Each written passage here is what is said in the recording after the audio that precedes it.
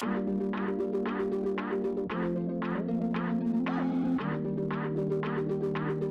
my name is Aidan and I'm a senior civil engineering student here at Lawrence Tech. Today I'm going to be taking you on a tour of the Mechanics and Materials lab. This lab just covers one of the several subdisciplines of civil engineering taught here at Lawrence Tech. Mechanics and Materials covers the structural subdiscipline, where we learn about axial, torsional, and flexural stresses and strains. This lab goes with the course content and we perform experiments to learn about what we learned in class. Now I'll show you a quick demonstration of one of these labs that I was talking about. In this lab, we stretch a brass sample by hand until failure, and this MTS measures load versus displacement. From this, we can get a lot of material properties. It takes a little bit of force to twist this, but it's a metal sample and we'll be able to break it by hand. From here, students can take measurements, and along with the data provided by the MTS, get a lot of the material properties and perform a lot of analysis.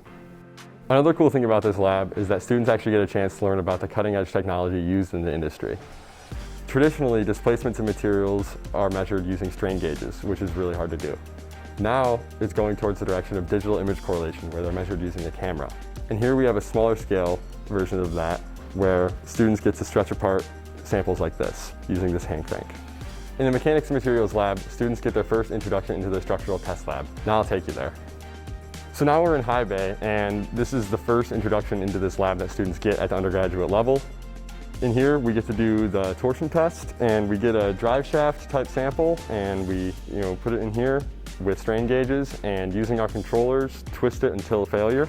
This is like a really cool lab for undergraduate students. We usually don't get to see students getting this kind of hands-on experience at this scale, so that's unique to Lawrence Tech and really a cool factor of this lab.